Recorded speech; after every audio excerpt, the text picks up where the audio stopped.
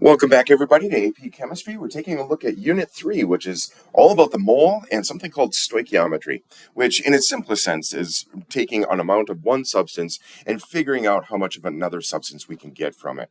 And so to get to that level, I'm going to walk you through a technique of what we call a factor label technique or dimensional analysis to take a look at the units to get transform into something else. So here's the technique, and I know you can do this math in your head, but focus on exactly the process of this, of how we solve problems in chemistry. That's what the point of the first couple questions are about. So looking at the prompt, I see that we have rubber stopper, which I'll abbreviate with RS, and it has a mass of 3.26 grams. And then we have a cork stopper, I'll abbreviate with CS, a mass of 2.18 grams. Now, what's important here is to focus really on the labeling of things, because the first question is asking how many rubber stoppers are there when we have 88.02 grams. Now, we know that you could, in your own way, solve this problem. This is really getting the technique of dimensional analysis, taking a look at what labels are provided, in this case, grams of rubber stoppers, and I want to transform it into another unit. And so I take a look and I'm going to get rid of the label of grams of rubber stoppers by putting in the denominator, and I can transform it into a different unit. In this case, it's going to be a number, okay? And so the number of rubber stoppers, I see the ratio will be a 1 to 3.26 grams. Okay, so it's just a matter of going through there and seeing how I could get rid of the label of grams of rubber stoppers and get it into the unit that's desired by the problem of number of rubber stoppers. And if I run the math, 88.02 times 1 divided by 3.26, that gives me 27 rubber stoppers. And it is advised that you put a box around your final answer just to help out the AP readers for you. We don't want any obstacles in the way. Now let's do the same thing with cork stoppers. And notice I'm asking the same question, right? How many? That's going to be a number. And I'm given 85.02 grams. Okay, so 85.02 grams of this time cork stoppers. And I'm going to once again get rid of the label grams of cork stoppers and get it into a number of cork stoppers. This seems like a slow process, okay? And I know that you could probably do this, like I said, faster in your head, but trust the process, because these these factorings will get really complex and you're going to get lost. So we're disciplining ourselves, getting on board with that right away. So here, to finish off the problem, I see one cork stopper has a mass, in this case, of 2.18 grams. And so my grams are going to cancel, and I end up with a label of number of cork stoppers, and the math on this one ends up being 39 cork stoppers. Okay, and you put a box around that. So this is the technique that we're going to be using. Let's do one more. And with this one, it seems like a complex problem. And it kind of is in the wording. What mass of cork stoppers would you have to be weighed out or massed out to get the same number of cork stoppers that would be in 185.82 grams of rubber stoppers? Ooh, so that gets a little bit different, because I have 185.82 grams of rubber stoppers, and ultimately the question is, how many grams of cork stoppers will I have? Well, I need to get rid of the label grams of rubber stoppers, and I need to figure out how many rubber stoppers that is. Then I can say, okay, let's make the equivalent from rubber stoppers into cork stoppers, and then I can go from the number of cork stoppers into the mass of cork stoppers. Okay, now it seems kind of weird because 1 to 1 here, but one rubber stopper has a mass of 3.26 grams, and then one cork stopper has a mass of 2.18 grams. So you'll notice I have transformed from mass of one thing into mass of another thing. This is the process of stoichiometry. If I finish off the problem calculations, notice I go 185.82 times 1 times 1 times 2.18 divided by, and parentheses, 3.26 times 1 times 1, close your parentheses. The reason I say parentheses is you're not always going to have 1 down here. Just use your scientific calculator as intended. 124.26 grams is what I get. Now, there's 4 significant figures here, And so I have 1, 2, 3, 4. The next number is 5 or greater, so I go 124.3 grams of cork stoppers. Okay, there's my final answer. So you see, with this process, I can transform from one thing to another. Even if you're not quite sure of the direction you should be going, just trust the process of getting there. Now, let's translate this into actual chemistry. All right, this translates into chemistry because of something called the mole.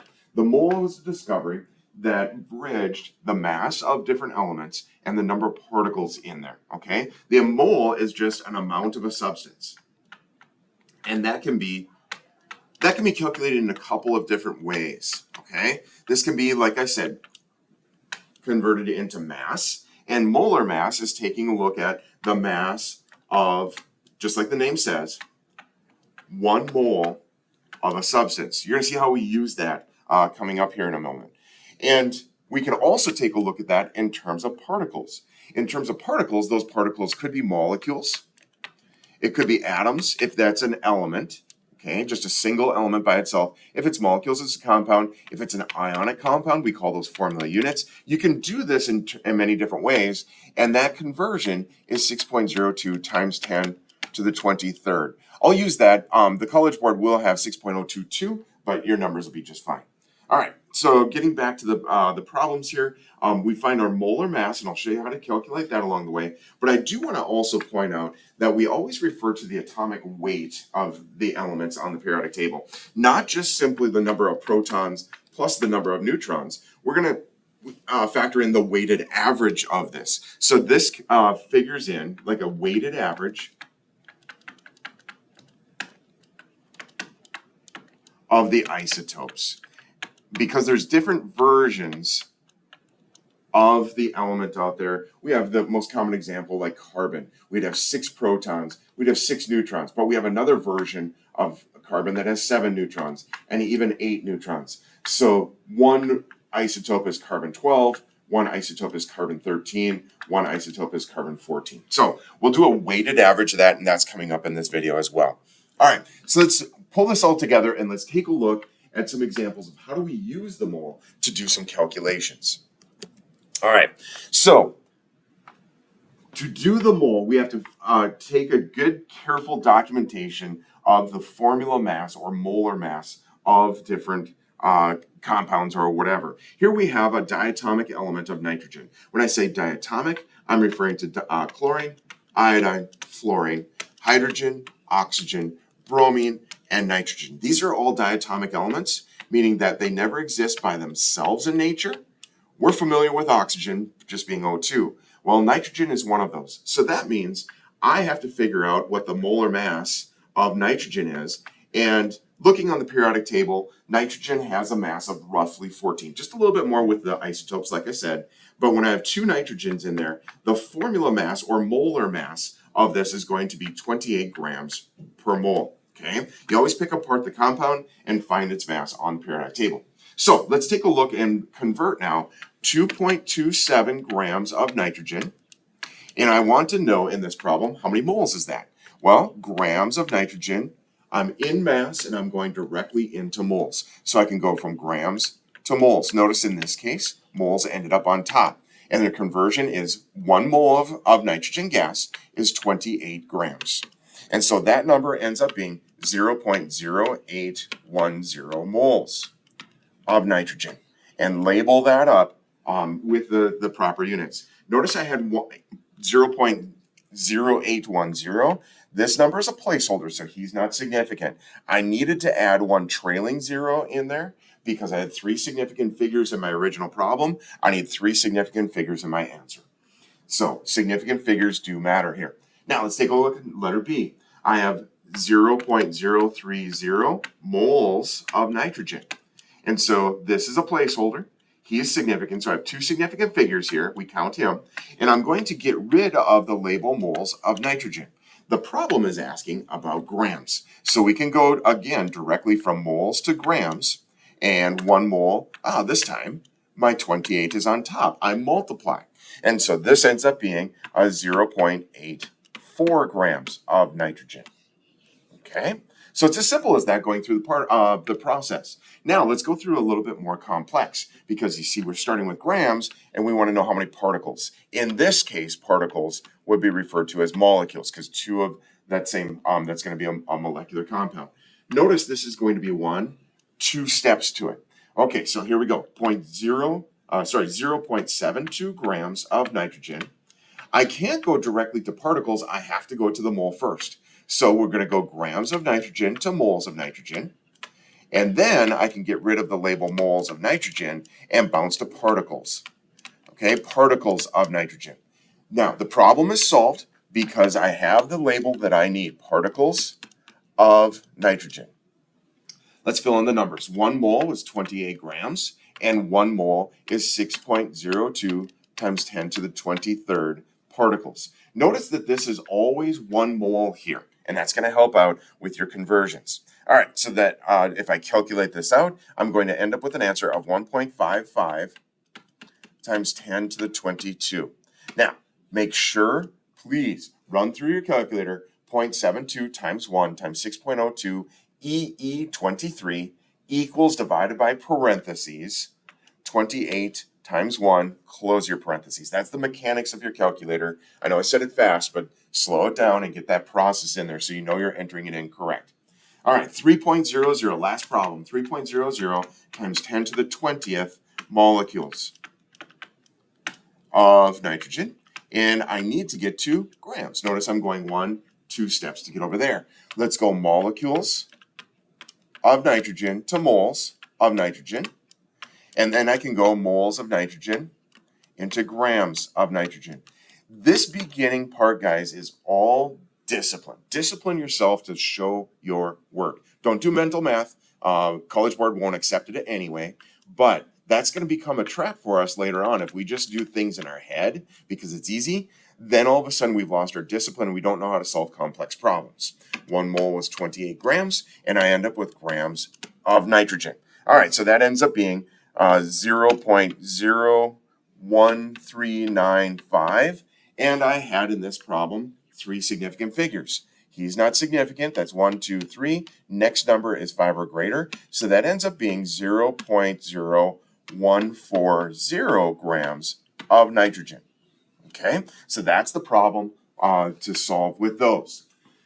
I know you've got one more problem on your sheet. We're gonna just skip that one and move on. Let's take a look now at doing some things with actual compounds. Okay, same concept. Nitrogen is pretty simple. Now we have aspartame. Okay, aspartame is just one of those additives we have to food. And the first step, when I see that I'm going to have to be doing some conversions here, the first step is to break down what we have in terms of molar mass. So looking on the periodic table, I have 14 carbons, and that's 12 each. Okay, so let's see, that ends up being 168.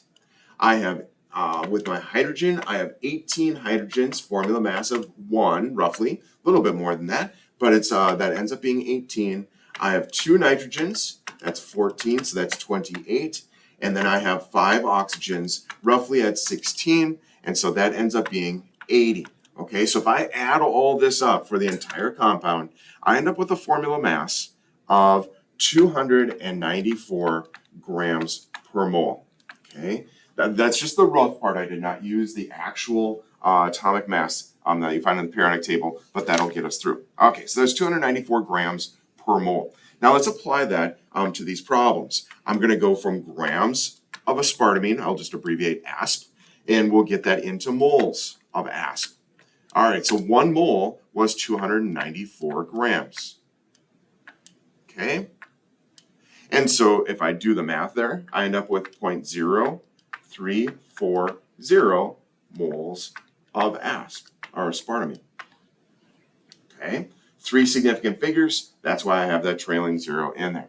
Now let's go and convert from my moles into grams. So moles into grams. Notice I am doing my labels first on everything. Discipline yourself to do this, please. Do yourself a favor. Okay, so I end up in this case multiplying.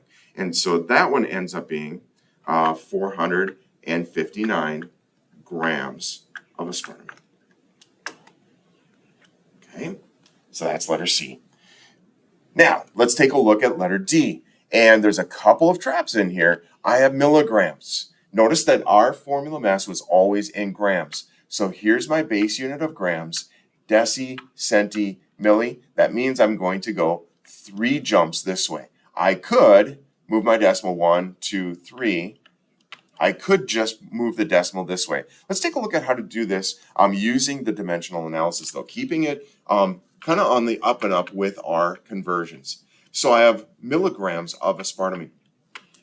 So I can go milligrams to grams. Okay, keeping all my labels.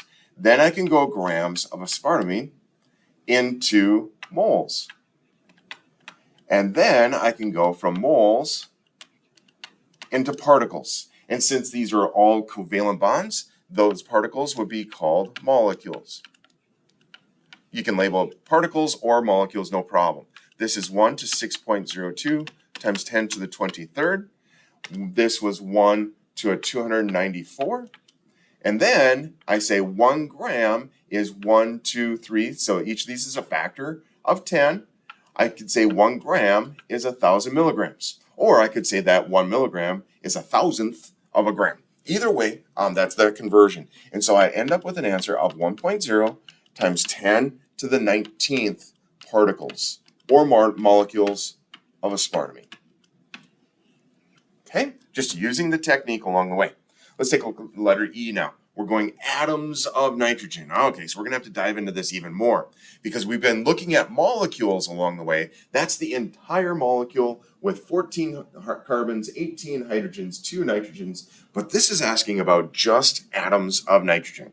Okay, so here we go. 1.2 grams of your aspartame. Let's go grams to moles of aspartame. Then I go moles to particles of aspartame. And then I say within that particle of aspartame, how many nitrogen atoms? Okay, so it's not as tricky as you might think at first. 1 mole is 294 grams. We say 1 mole is 6.02 times 10 to the 23rd particles. And then within the particle of aspartame, I have 2 nitrogen atoms. Okay, you just look up at the formula of the compound and we solve. And that number ends up being, 4.9 times 10 to the 21st nitrogen atoms. Okay, so just count up how many particles are in there. All right, so this is getting kind of messy. Let's clear off the board, and we'll do one last one, and we want grams in molecules. So I think you know which direction we're going with that one. 1.0 times 10 to the 9th, and that's molecules. We just want to know the mass of that. So molecules to moles, moles to grams. And that was, 294. 1 mole is my 6.02 times 10 to the 23rd. And so I end up with a formula mass on letter F of being 4.9 times 10 to the negative 13th grams of aspartame. Okay, your sheet has, then the last one of letter G has 1 molecule. I don't have it on this slide, but that's okay. 1 molecule of aspartame. We just use the exact same thing. Molecules to moles, moles to grams. I just have 1 instead of 1 times 10 to the 9th. So it's going to be a really small number that ends up being a 4.89 times 10 to negative 22nd grams. And so that's just solving out that one. The only thing that's changed there is the molecules. That's why I didn't show that one on this particular slide because it's kind of the same process. All right, so next step. Next step is to take a look at where these atomic weights come from, okay? Those atomic weights are a weighted average, like I said. And let's take a look at how do we actually weight this out and figure out, what the average is overall considering the different categories. All right, 90% of a class, 90% has a 9. So 90% is a 0.90. times that 9. Okay. Let's see. Actually, let's switch this around. Because we want the average score in there. And so I would say that we've got 9 students, which is 10 students total. We have 9 of them being getting that one score. So 9 divided by 10, that's 90%. 9 students get a 90% on the test. So there's my number of students. And that's my percent of students, and they get a 90 on that test. 10% of the students, meaning one of those kids, 10% of those students got a 50 on that test. And so if you do a weighted average, notice what I did, we just simply add the two together. And so if I take a look at 90% with that 90 score, that ends up being 81. And then I have 10% of 50 is 5. So if I take 81 plus 5, I get an 86% as a weighted average for the overall class. If I were to do it the other way around and take 90 plus 50, so I take a look, that's going to be 140 total divided by 2 samples. I would get a class average if I took a straight average of 70%. But instead, I take into account what percent of the class got, and that's actually an 86%. So weighted averages are really useful for accounting for the different ratios and proportions for the overall sample. So let's translate this into our periodic table and how we get an average atomic mass for magnesium. We have 3 different isotopes of magnesium, different all in the number of neutrons in there, and we see that 78.99% is this 23.9850 for atomic mass units. Atomic mass units is just mass of the thing without the grams in there. We only have grams when we have 1 mole of a substance. So I simply take 0.7899 times my 23.9850. I add that to the 10% with a mass of 24.9858. And then I'm going to add that one final time to the 11.01%. Oops, right there. Times my 25.9826. So using my scientific calculator, I just kind of do a bracket around all this. I do my math. I end up with an average atomic mass of 24.3 AMUs for the magnesium as a whole, considering in all the different isotopes. This ends up being 18.946. This ends up being 2.49858, and this ends up being 2.86. That's how I got the math with that, just in case you're double checking things. Okay. Now, average atomic mass takes into account the different isotopes. We saw this problem in Unit 1, and this problem did cause some people some issues. But now let's take and do this in reverse. We don't know the percents, we want to find it. And so I know that the weighted average ends up being 20.18 AMUs. But we don't know the ratios, okay? You're not stuck. We know that we have an atomic mass. Now remember, this is a weighted average of the 2 isotopes. And so if I know that 20.18 is a weighted average, remember how we got that weighted average. We took 19.99 times my percent, and we added that to the other mass, which is 21.99 times the other percent. But what was the other percent? Well, if you remember, we had 90% plus a 10% gave us 100% total.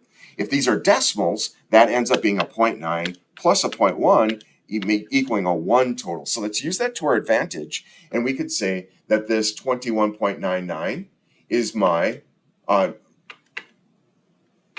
is going to be a weighted average of 1 minus whatever this ended up being. Okay, so we can distribute this inside and continue my math. 20.18 AMUs equals 19.99x, so I multiply these two, plus a 21.99 that's this first one, minus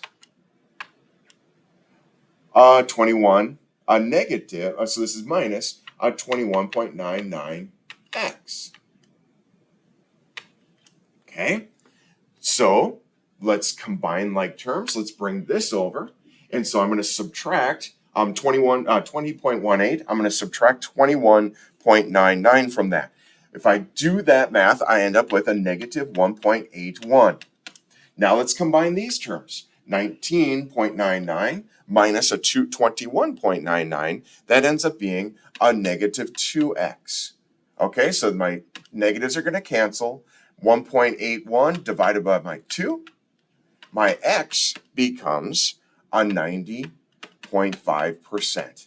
Okay, so a 0.905, that gives me a 90.05%. That gives me my neon. So if I have 90.5, that makes this then a 9.5%. So just do your algebra and you're fine. Now, the second problem then is saying calculate the number of neon 22 atoms in a gram sample. Okay, so let's keep with our units and do exactly what I showed you in the previous problems. 12.55 grams of the neon 22. Let's get rid of the label grams of neon, or sorry, of just neon. It's just the naturally occurring neon, so that is both of the isotopes in it. Excuse me for messing up on that. Now I have moles of neon, but I want to get to the moles and number of actual atoms of just this isotope. So if I have a mole of neon, I need to ask the question, just like particles and the nitrogen atoms in aspartame, I could take a look and say, how many moles of just neon 22 now? Okay, and so from there, I can keep going and moles of neon 22, and I can get into particles, or in this case, of atoms. Because it's an element, I can go right to those atoms of neon 22. All right. So 1 mole of neon, we already were given that its formula mass of the entire element with the different isotopes in there is 20.18.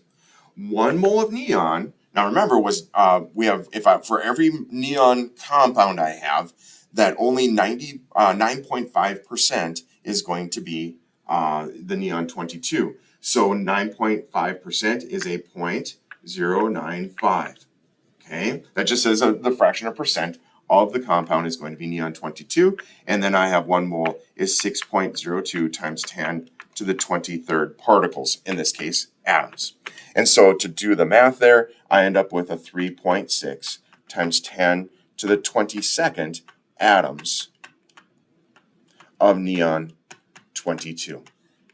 It seemed like a long, arduous process, but again, it's the labels that brought us through.